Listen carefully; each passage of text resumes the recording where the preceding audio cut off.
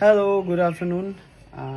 সকাল থেকে ভিডিও নেই, তার কারণ হচ্ছে আজকেই ছিল ওই থানায় যাওয়ার ব্যাপারটা। আর থানা থেকে মামার বাড়িতে গেছিলাম, মামার বাড়িতে গিয়ে খাওয়া দাওয়া করে কাগজপত্র মানে মামার থেকে আনা হয়েছিল, বড় মামার থেকে। তো সেই কাগজপত্রগুলো মামাকে জমা দিয়ে তারপরে এলাম। তো এই হলো ব্যাপার, সমস্ত কিছু ডান। খুব তাড়াতাড়ি আসছে হচ্ছে পাসপোর্ট, আর খুব তাড়াতাড়ি মাকে নিয়ে যাচ্ছে হচ্ছে বেড়াতে। এটা হলো একটা কথা। সেকেন্ড কথা হচ্ছে থানাতে যেতে হয়েছিল এবারে, মানে আজকে আমাদের থানায় ঢুকে কি একটা অদ্ভুত এক্সপিরিয়েন্স। মানে মানুষজন যে কেন এত ক্রাইম করে, একটা ছোট্ট ঘরের মধ্যে ওখানেই পায়খানা, ওখানেই বাথরুম, সব ওখানেই করছে সব কিছু, তার মধ্যে 10-12 জন একসাথে, গরমের মধ্যে একটা ছোট্ট ফ্যান। ওফ, কি অদ্ভুত একটা ফিলিং ছিল ওই মানে জেলখানা এরকম ভাবে সত্যি সত্যি দেখে। যাই হোক, এবারে হচ্ছে মায়ের থেকে জেনে নিই মার কেমন লাগছিল। কোথায় মা? বলো এবার তোমার কেমন লাগছিল, কি বলছিলে থানায়?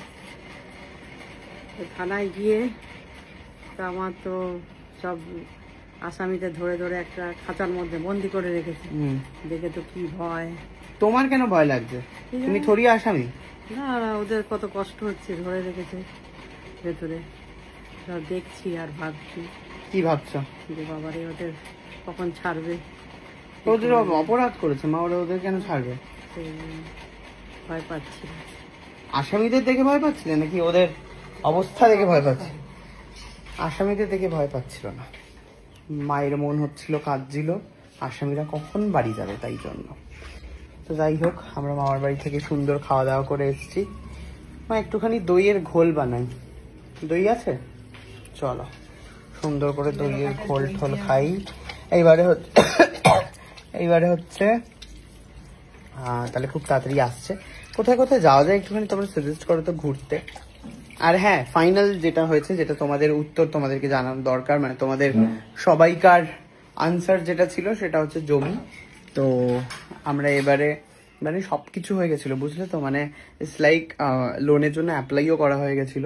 তো সাথে সাথে আজকেই সেই কাজগুলো করলাম, মানে লোনের অ্যাপ্লাই যেখানে করেছি সেখানে গিয়ে কথাবার্তা বলে, ব্যাংকে গিয়ে তাকে স্থগিত করে, প্রচুর আজকে কাজ ছিল সকাল থেকে। এই সমস্ত অফিসিয়াল কাজ কারবার করতে গিয়ে আজকে আমাদের প্রচুর দেরি হয়ে গেছে। মামার বাড়িতে খুব ভালো গেছি। আর তোমরা একটুখানি প্লিজ বলো যে কোথায় যাওয়া যেতে পারে। আর ফাইনালি হচ্ছে জমি কেনা হচ্ছে, মানে জমি কেনা হবে।